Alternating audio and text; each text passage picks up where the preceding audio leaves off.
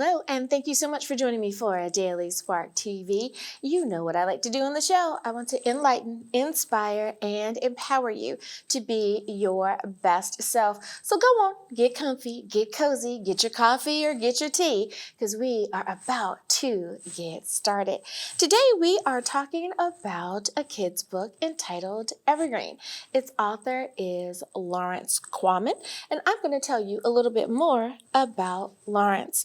He has spent 23 years in practice as a physician assistant and later joined his wife, Dr. Rebecca Quammen, in the medical information systems consulting firm that she founded. Lawrence also spends time weekly as a mentor in a faith-based nonprofit organization known as Team Up Mentoring. Team Up was founded in 2006 and takes care of abused and neglected children ranging in age from 4 to 19. Lawrence is the author of this children's book entitled Evergreen. Thank you so much for being on with me today. Thank you for having me. I love the fact that you have such a diverse background. And I think that that's going to be an exciting bit of conversation today. So I have to ask you before we get started, what makes Lawrence Lawrence? Well, I think growing up down south and with a big family and lots of music and lots of books and a few years in the Navy, all those things came together to put me in this spot. I think that all the years I spent in clinical medicine, especially the time that I spent, dealing with children, also kind of pointed me towards the notion that one day, something like this might happen. Now, did you know at a young age that you wanted to go into the medical field? I did, and it was I was sort of turned a little bit more in that direction during my service with the military. So yes. I love the fact that you and your wife are both in the medical field, and it's like that is so awesome. I'm sure you guys were able to bond in a different way because there's the similarity in what you were able to do. I love that. Now, I want to touch a little bit on the nonprofit, the mentoring that you do. Is mentoring something that you had aspired to do, or did you find that you kind of just stumbled upon it? Yeah, it was not anything that was in my line of sight and during my time in clinical medicine or in consulting. It was really only when I got to the point of retirement that I came on the notion of mentoring. And actually, it was just after a church service one Sunday, and the young woman who founded this organization came up and asked me if I'd be interested in mentoring. And of course, after 35 minutes of me asking more questions, it all turned out to be something that looked like it would be really a cool thing to do. I think that it's really awesome how in mentoring, you have to be ready to be a mentor as much as mentoring has to present itself to you, that it's not something that you kind of just jump head first in, but it has to be the right place and the right time. So I'm sure the kids really appreciate your being there for them. Yeah, it's really a really meaningful and a real blessing to be able to have an impact on those lives, because a lot of those kids have a lot of baggage. They've been terribly abused and neglected, and so it means a lot to be able to be a part of their healing process. I think with age we come to a place where we understand how giving really is. It's so much more to be able to give than to receive. We think as a young person, what? I want to receive. I don't want to always give. I want to receive. But in the giving, you are receiving, and how much of a blessing that is. And I have to say that the children have taught me as much as I've taught them. It's that way. Yeah, I can understand that. Now, being an author, have you always wanted to write a book? No, actually, I never. I'm a voracious reader. I've read all my life, from children's books to Stephen King and whatever else, and so I love to read. But it never had occurred to me ever not once that I wanted to write a book. I love it. And I like the fact that you chose to write a children's book instead of an adult book, but we'll get to that later. Now, I have to ask, what inspired you, or let me phrase it this way, what inspired you to choose a children's book as opposed to a book for adults? That decision was based on, my love for my own children and my granddaughters, and children in general. And I think that again is a part of what, led me at the end of things to be a mentor. The characters in your book, what made you decide to give them their personalities? Well, I chose the characters based on the things that were given to me in my childhood by my father. My father traveled in his work and was gone from Monday morning till Friday afternoon. And then while he was out during the week in motels across the South, he would write little stories for his children, all about these three mice that happened to be sisters. And so when I finally decided to write a book, I knew I wanted to do something for my grandchildren to sort of mirror what had been given to me. But so then I decided, well, I need to honor my father in this process too. So the way it turned out is I took the three principal characters, Pouxie, Mouxie, and Chrissie, three sisters who happened to be mice, and then I wrote all new stories because I couldn't remember. I could remember the characters very well, but I couldn't remember in much detail about the stories that he told us because I was fairly small at the time. So I wrote all new stories and added lots of new characters, and that's how it worked out. But I love it's almost like it's a new tradition Yes. by you going on to the next chapter of the Yes. stories, but still kind of keeping it all within the same time frame. I love it. I'm a bit nostalgic when it comes to family. So all of those things that bring us together, I think, is awesome. So what a nice way to be able to do that.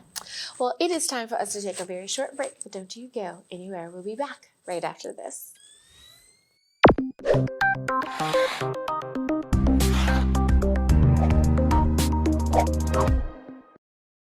And we are back. Thank you so much for joining me for Daily Spark TV. I am talking to Lawrence Quammen about his book, Evergreen. Now, speaking of the book, Evergreen, why did you choose that as the title? Evergreen is a small fictional town in Georgia, as I love to say, a bit south of North Georgia and a bit west of East Georgia. And then just outside the town of Evergreen on the Old Orchard Highway, a mile west, sits the Hillendale Sawmill and Lumber Company. And it's surrounded by a large forest that is known by the locals as the Deep Woods. And so all the adventures in the story take place in one of these three areas. And so it was a fictional place to hang my hat to start the story. And Evergreen just came along maybe because I thought about trees or something. Or something like that. And I think for so many kids, being outside really is one of the many places that they're allowed to not only be children, but their imagination can soar. And they can just have the freedom to take what they've heard in the story or their interpretation of what you meant in the story and just let it kind of go. So I can understand that, a bit of freedom there for them. Now, so many times as an author, we write a particular passage or we include particular word choices because we're trying to convey a message. We want to make a point and make sure that the reader grasps that. Did you find that you placed teachable moments or lessons in your book along the way as well? Yes, more often than not, good fiction that's written for children provides some underlying insight or message about life, right? And so with that in mind, I created two of the characters in the book with issues. Mouxie, the middle sister, with being very fretful, and with Sweet Pea, the mill cat, with being a bumbling, clumsy, well-intentioned goof. And so as things progressed in the story, Mouxie was able to overcome her nervousness and fretting with the help and the love and encouragement from her sisters. And Sweet Pea was taken in by a fellow named Joe Phillips, who is one of the only two adult human characters in the book. And through his love and encouragement and support, he changed Sweet Pea's life forever. So by the end of the book, Mouxie was no longer busy fretting, and she had become a very good planner, and Sweet Pea, by the end of the book, had been transformed from a bumbling, clumsy goof to a lean and confident creature. Yeah. So it sounds like not only is it a good book for children to learn, it's a great reminder to whomever may be reading the book to the children. Yes. About transition and change, and that and just love. because we start one way, it doesn't mean that we have to stay that way. We can be our best. Life can get better. I love it. I love it. I love it. I really do. Now, do you feel that with your interaction with children as a physician assistant that helped you in your writing, that you were able to draw from that in any way? Yes, it did. It did. Certainly in the years in family practice and later on in emergency medicine, I learned a lot. You know, children have a lot to teach us about courage and about love and about thankfulness and honesty. Children are brutally honest.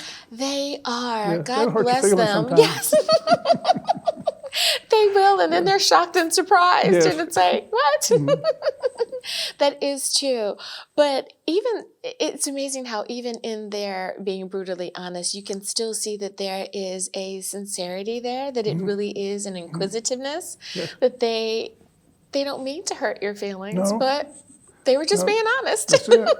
And there's an element of innocence that helps you with Absolutely. that. You know, you think, well, If that They had didn't come really from my mean it. husband or my wife, you would understand it a lot differently. yeah, it would be an affront.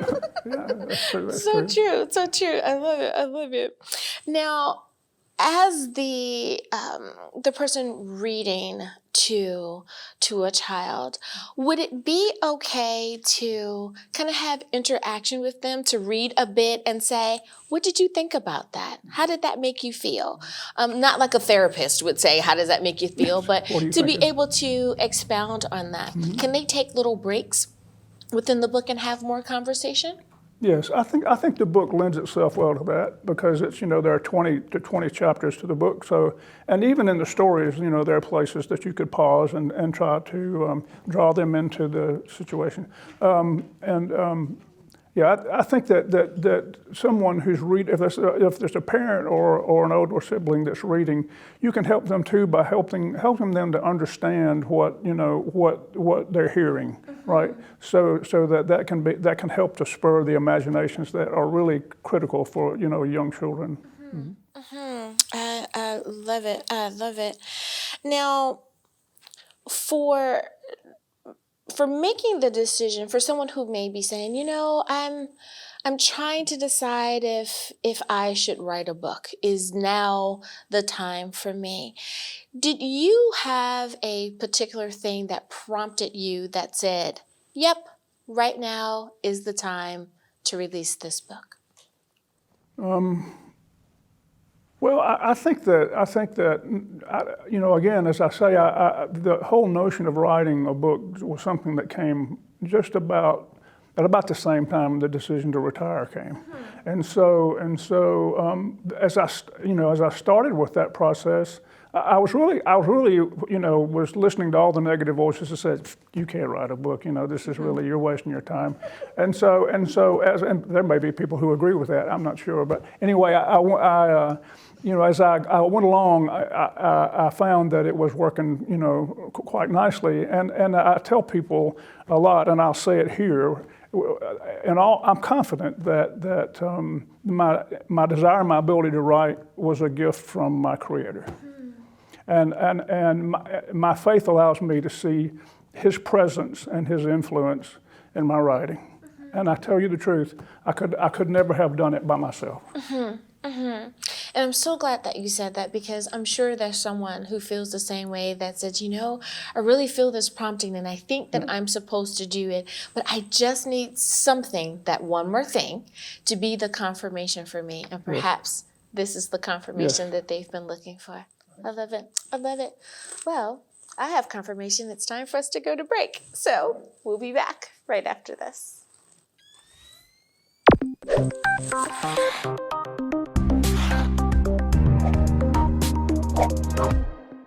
Hello, my name is Lawrence Quammen, and this is my book, Evergreen. Evergreen is a children's book. It's targeted towards the 9 to 13-year-old age range. Evergreen is book one of a trilogy, and the trilogy is entitled Adventures of Pouxie, Mouxie and Chrissie. The book is available on the Archway's website. It's also available through Amazon and Barnes & Noble. If you'd like to keep track of me, you can follow me on pmcadventures.com, or you can look for L. Quammen on my business Facebook page.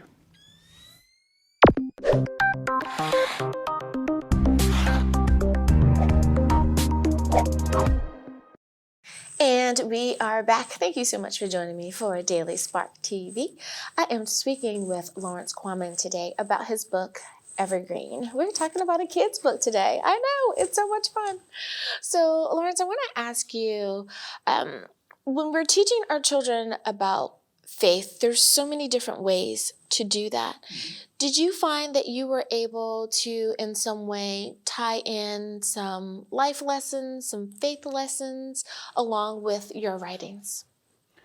I think that there were certainly things that occurred in my life, that I felt in some ways found their way into the story, and a lot of those things had to do with confidence and with believing in yourself and also believing in others, right? And so I think there are many things that are sort of interwoven into the stories that I felt a personal connection to, whether or not it was times where there were some moments when it was a bit scary, or when there were other times that just several occasions that the book becomes sort of part of you. The more you write, the more it seems to be. I've told my wife sometimes it feels like it's my baby, and I have to carry it around and make sure nobody steals it, and it's all good, and so it just becomes part of you, and so yes, I think there are many things that I could find if I had to sit down and just take a magic marker and start underlining places. Right. I could probably find lots of places where you could see that my experiences would find their way into the book. I'm glad that you did that, and the reason why I asked, because I think for so many people, we get so caught up in the hustle and bustle of, or the parent, let me just put it on mom or dad, that we get so caught up in the hustle and bustle of the day that we forget to kind of slow down and have those moments with our children. And what a nice way to kind of pull the lesson out of the book and be able to spend time with them and expound and have conversation and use it as a bonding moment. I think I can safely say, the book has lots of good. It's full of magic, the magic of childhood, as I like to call it, camaraderie, adventure. But also there's love and devotion and family. So there's family values, right? At risk. I don't want to sound too boring, but it has a lot going on. And it's book one of a trilogy, so there are two more that follow. So things sort of escalate as they move along. So yes, I think there's a lot there to be enjoyed, and I think there's a lot there to be shared with kids. And I think that. I think it's a pretty good little book. I think so. It sounds like it. Now, if you don't mind, book number 2, without giving it, all away, of course, I understand it's a trilogy, but just to kind of tease a little bit about book 2, what's that book about? Well, the manuscript is all done, and the illustrator has now that to do the illustrations with. And remind me, I want to say a little something about illustrations when I get through this. Of course. But so anyway, so the first book obviously was all centered around Evergreen and the mill and the surrounding woods. So Journey, it was going to be Journey. It's called Sojourn. But so Sojourn is about a journey that these three sisters take that's sort of a coming of age. So in the mouse world, right, you know, coming of age is when these mice, they go out on this little adventure, and then instead of going to some faraway place and finding a new life and a place to settle down, when mice go on this trip, they always go out with a sole expectation of coming back, okay, and spending time with family back home. So Sojourn is sort of a linear thing, right? They leave home and they go to lots of different places and they encounter lots of different adventures and circumstances and challenges, and then they finally make their way back full circle and come home. And one of the first things that has to happen after the big celebration is that they spend a couple of days in seclusion with their parents, sharing lessons learned, okay, to be applied later in life. I like it. Yeah. I like it. And I like how you made it so that they do not only do their natural thing, but they come back home. And being able to say it's okay to go out, but it's also okay to come back home. Yeah. I love it. Yeah. I love it. And my illustration thing, Yes. I was going to use, yes. So I just want to say that there was a very conscious decision to include illustrations in the book, and I was very fortunate to find this young man, Mark Norakis, who did all the illustrations. He did 3 beautiful maps and 20 or so illustrations. And I think that one of the things that's, because I'm big on the power of imagination for these kids, and I think that you know, illustrations just help nudge them. It helps nudge their imagination a little bit. It helps them begin to have that vision inside their heads about what is transpiring. Mm-hmm. And you know, you're so right with that, because for some people, and not using this in a literal sense, but it's as though some people imagine in black and white and some people imagine in color, you know? And for the person who is only imagining in black and white, they're like, man, if I could just have a little red or a little blue or some form of color. And the illustration kind of gives them that little nudge to expound. I love that. I love it.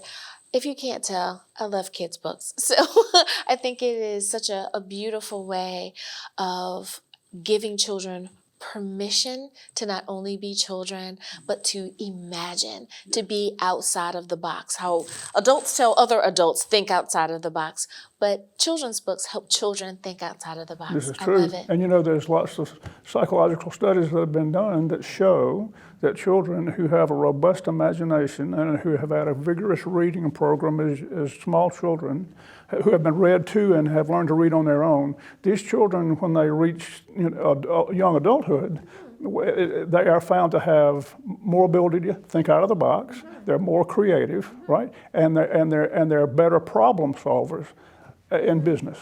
So there's a lot to be said for that, for the imagination and your trip to adulthood. Absolutely, absolutely. And I think, especially to those who listen to the radio program, I've said it 1,000 times, shout out to my mom. She read to me all the time. And I think that because of that, not only those things, but it was a moment that I knew we're bonding, we're having fun. Look at my mom being a really cool mom, because this is fun, you know, and allowing a child to go on that ride. I think it's a good thing. I really do. Last question for you, and because we are just about out of time, and that is, how do you think that your faith has made you the person that you are? I think that you know, faith is a very powerful thing, just like prayer.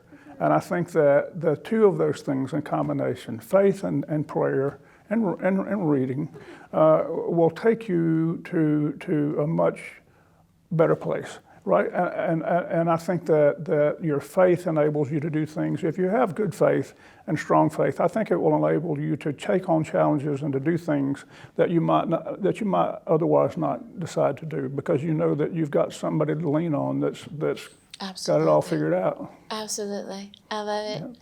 for Lawrence Quammen. Thank you so much for spending time Thank you with for me having today. me. And thank you as well for spending time with me here on Daily Spark TV. I hope that we have enlightened, inspired, and empowered you. Until next time, everyone, remember that you are blessed in the Lord. Bye-bye.